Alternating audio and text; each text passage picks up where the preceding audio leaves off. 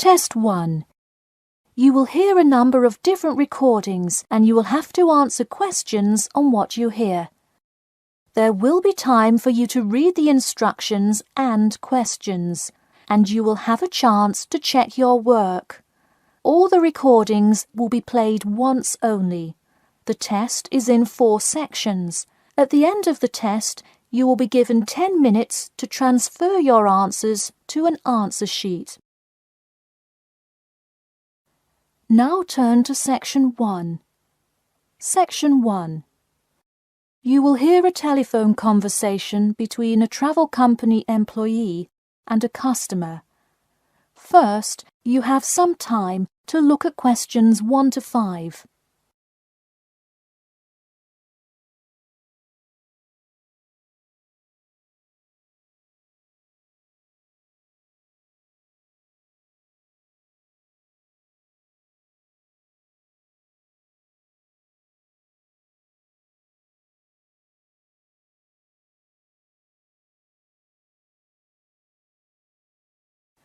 You will see that there is an example which has been done for you. On this occasion only, the conversation relating to this will be played first. Hello? Hi, good morning. This is Talia from Parrot Bay Travel Agency. Is Robert Goddard there? Yes, speaking. The man says that he is Robert Goddard, so Robert Goddard has been written in the space. Now we shall begin. You should answer the questions as you listen, because you will not hear the recording a second time. Listen carefully and answer questions 1 to 5.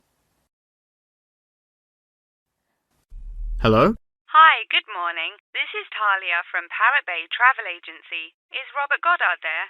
Yes, speaking. I'm so sorry that I made such an early phone call, and I'm calling to ask a few questions about your most recent vacation. Could I have 5 minutes of your time? Sure thing. Great, thanks. Now, I see here that you visited Melbourne. Was this your first visit to Melbourne? No, I have actually been there twice before. I see. Now, what would you say was your favourite part about Melbourne? Well, I did like seeing the exotic wildlife, and there are great sights to see, but I have to say I was most impressed by the amazing weather. Yeah, the weather there is amazing. Which of the sites listed as part of our official tour did you see? And of those, which was your favourite? First I saw the theatre, which was beautifully designed. It was not nearly as cool as the town hall, though. The building is a huge part of Melbourne's history. Definitely my favourite. I saw the aquarium too, but wasn't too impressed. I see. Yes, people often have great reviews of Town Hall. Now, I would like to ask you about your dining experience. Did you enjoy the food there? Absolutely, I loved it. I'm glad to hear it. Could you tell me a little bit about what you most enjoyed about the food? Being such an international city, I loved the variety. I could find any type of food I wanted, whether I wanted seafood, burgers, or anything else. You name it, and they had it. Did you drive to Melbourne? No, I flew. I thought about going by train, but in the interest of time, I decided to go by plane. Right, I see. Before you hear the rest of the conversation, you have some time to look at questions 6 to 10.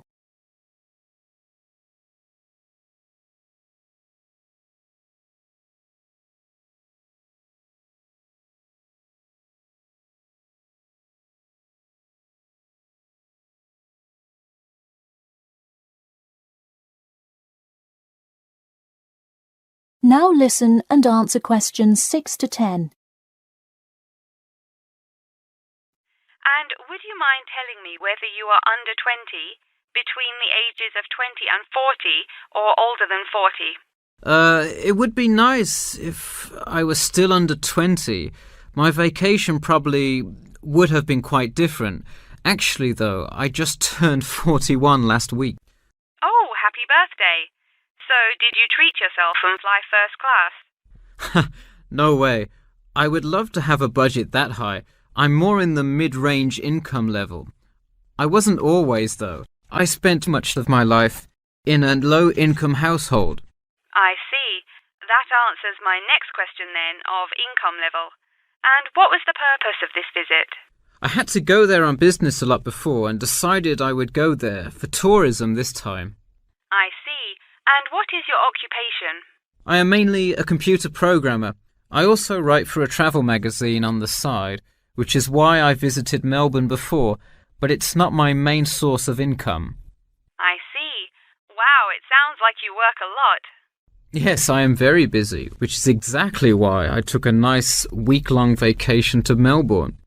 I completely agree. Would you care to comment on your accommodation? My hotel was a good value. Staying in the city can get really expensive, so it was nice to find such a good price for the location and quality. I'm glad I didn't end up in some cheap motel in the middle of nowhere. I'm glad you didn't either. Well, thank you for taking part in our survey, and I'm glad you enjoyed your vacation. No problem. Take care. That is the end of section 1. You now have half a minute to check your answers.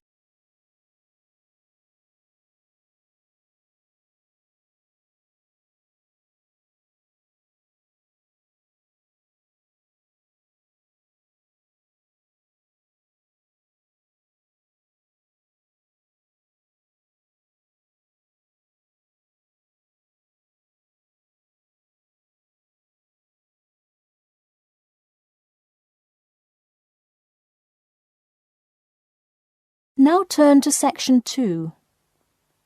Section 2. You will hear a talk about the main points of interest and the improvements made in the area. First, you have some time to look at questions 11 to 15.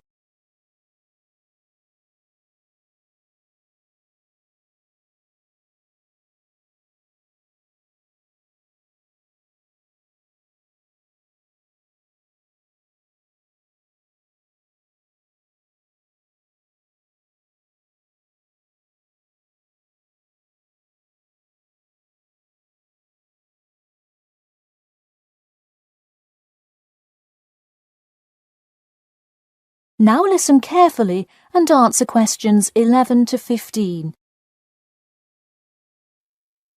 Thank you all for coming to our community meeting.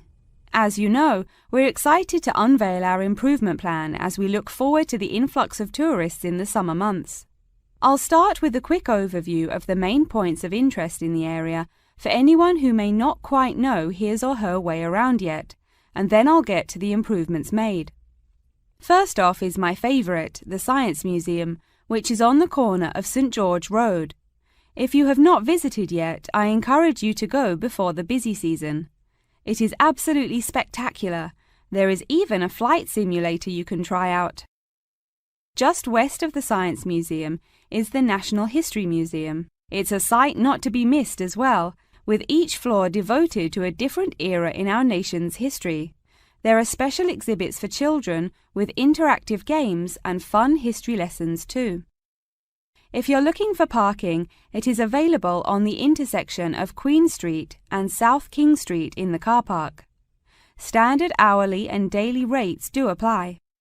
The best place for souvenirs is the shopping mall, though it gets extremely busy during peak times.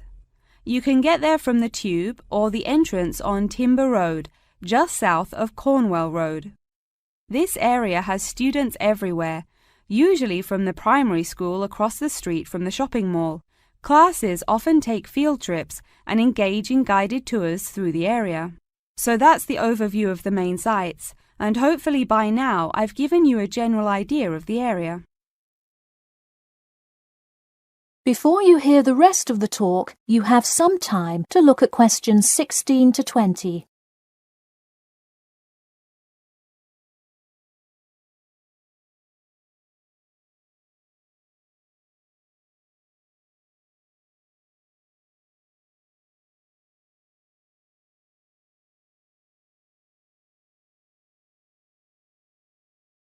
Now listen and answer questions 16 to 20. Now I'm going to outline the improvements we have made in our efforts to make the experience even better for each and every one of our visitors. You probably noticed when you first drove into the car park this morning that there is now additional signage to help avoid confusion. The directions were not entirely clear at first, so we have increased the number of one-way signs indicating the correct direction of traffic flow. Not far from there, in line with our mission of giving back to the community, we constructed a brand new playground for the primary school. It is really something to be excited for. The equipment is state-of-the-art and includes swings, a small climbing wall, and even an obstacle course. Now we'll head north and take a look at the Science Museum. In response to our feedback from past visitors to the museum, there is now free information available outlining not only upcoming IMAX showings, but also natural wonders like meteor showers, eclipses, and other cool natural events. The Science Museum isn't the only museum improving the experience of its visitors. The National History Museum has added an entire new wing to its facility to accommodate the large crowds of people gathering to see the Civil War exhibit, Inventions Timeline exhibit, and other wonderful sections of the museum. The increase in space will definitely give a more calm, comfortable experience for visitors. And finally, remember when there was actually a line at the mall entrance from the tube station?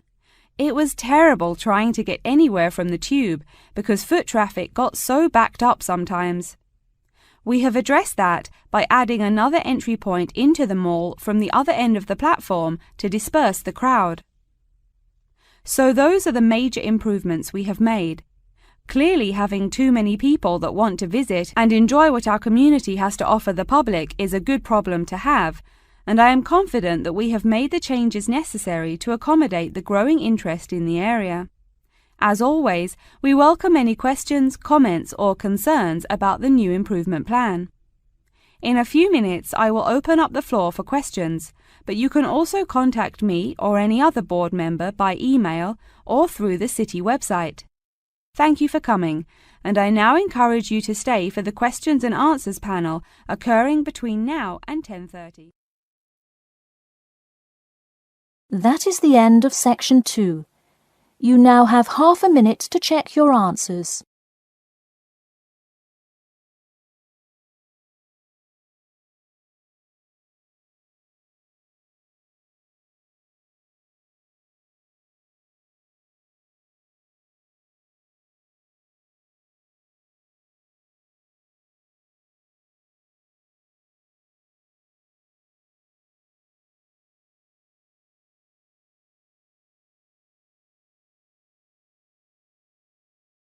Now turn to section 3. Section 3. You will hear two students called Jane and Mark talking to their tutor about the project assignments for their senior thesis. First, you have some time to look at questions 21 to 23.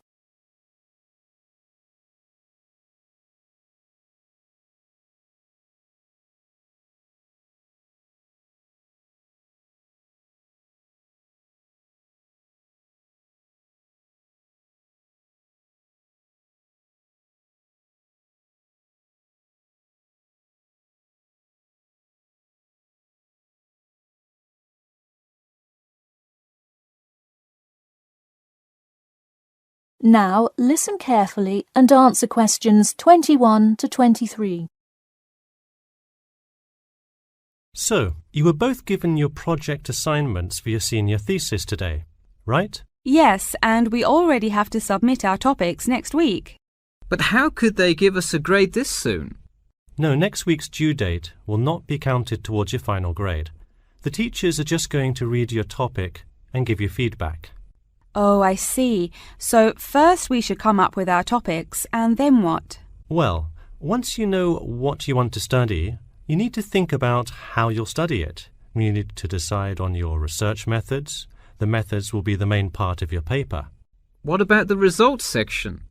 Well, I can give you feedback on that, but you will be the one carrying out an experiment, and thus will have to produce the results on your own.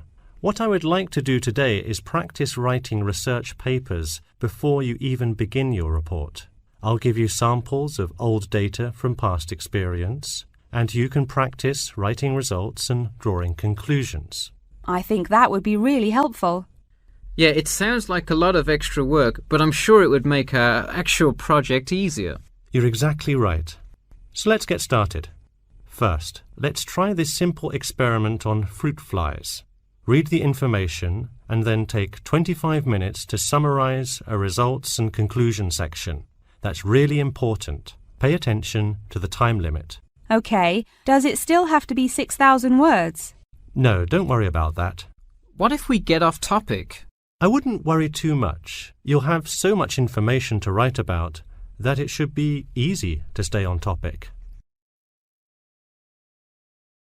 Before you hear the rest of the talk, you have some time to look at questions 24 to 30.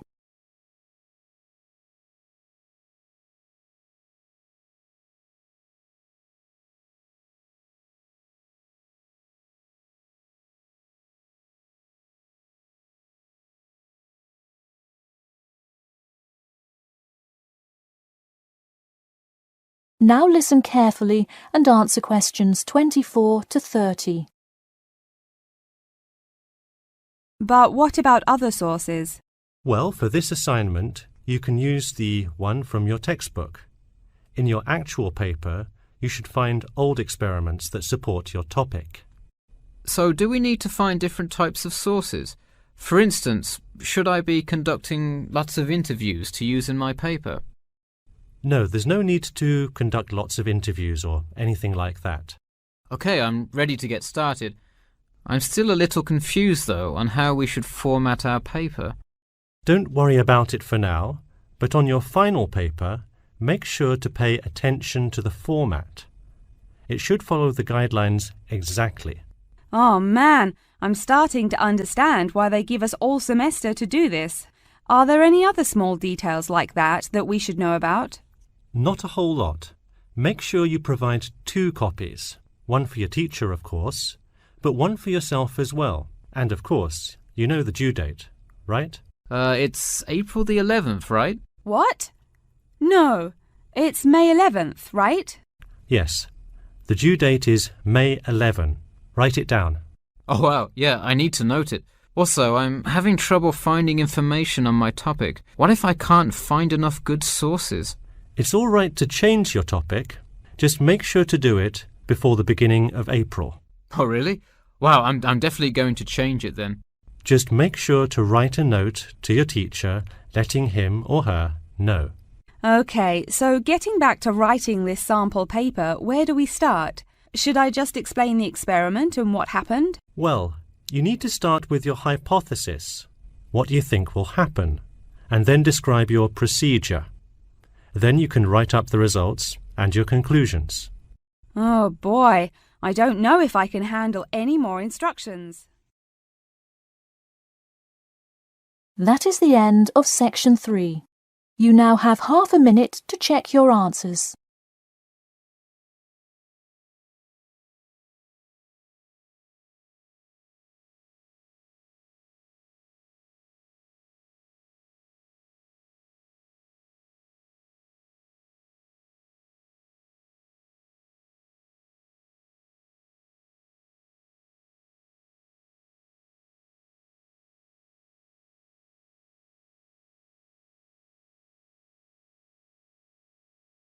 Now turn to section 4.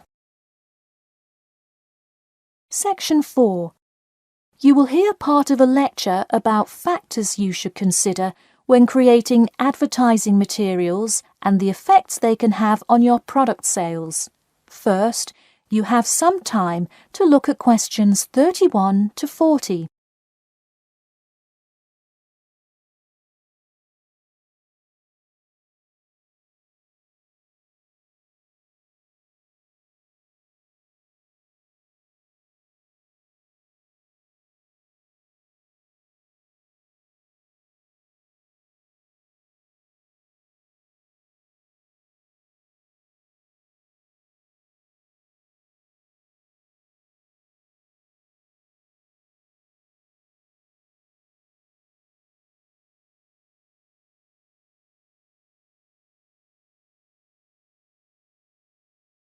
Now listen carefully and answer questions 31 to 40.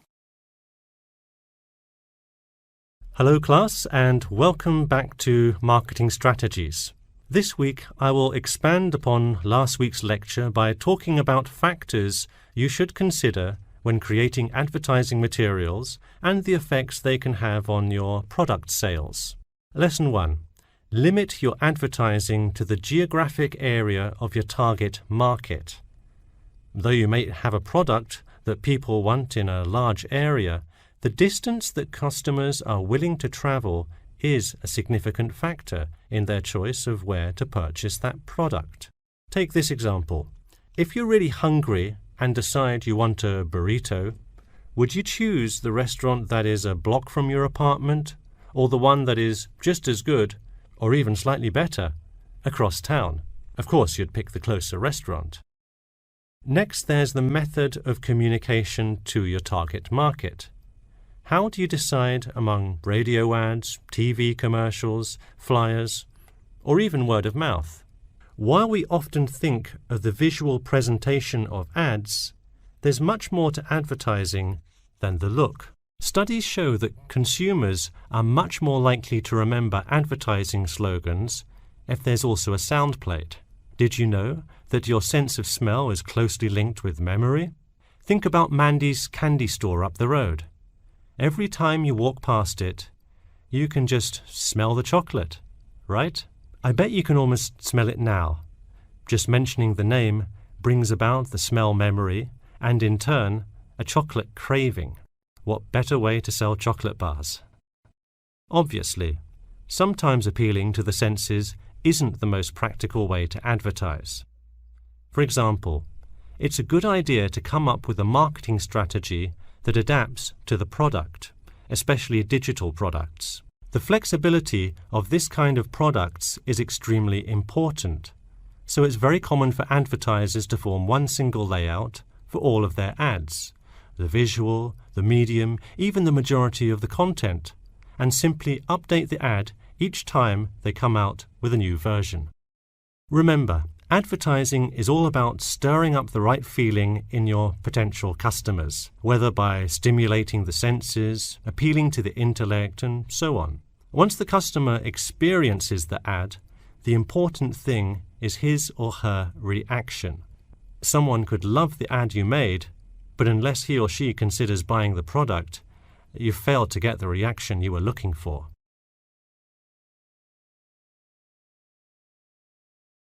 So once you have successfully reached your target customer and you have his or her business, often you will want to expand to a larger market. More often than not, the same marketing strategies you used in your small campaign may not work for a larger audience. The larger you scale your product, the more factors you must consider.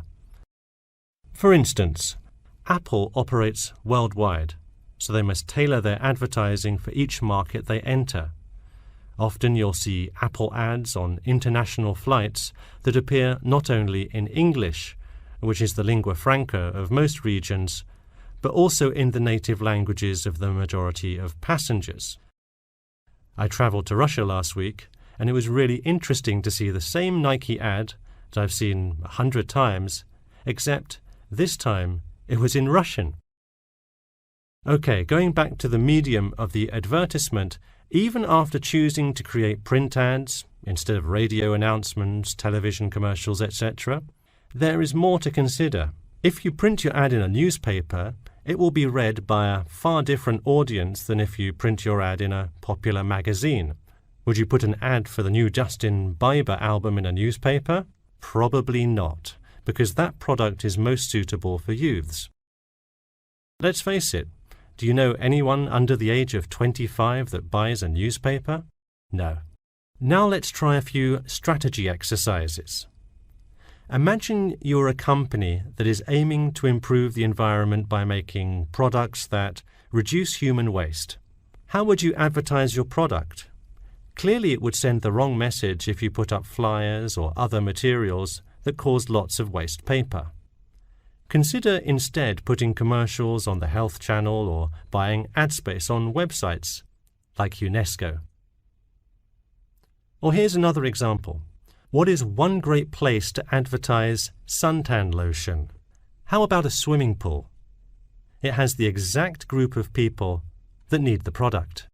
All right, one last thing. Let's say you're filming a commercial for a water filter pitcher. What would be good scenery to use for the background? Think about somewhere calm and relaxing with clean, fresh water.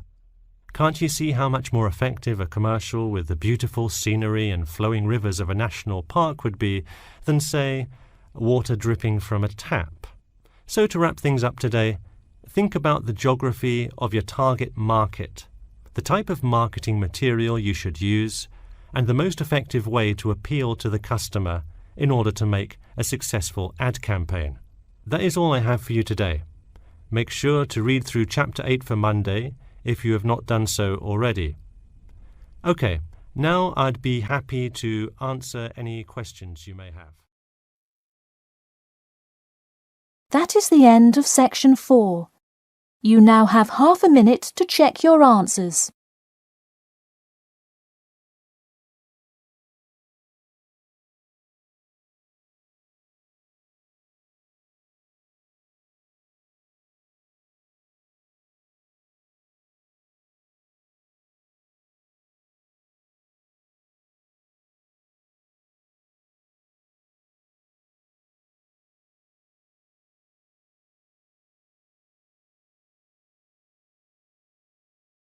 That is the end of the listening test. In the Ielts test, you will now have 10 minutes to transfer your answers to an answer sheet.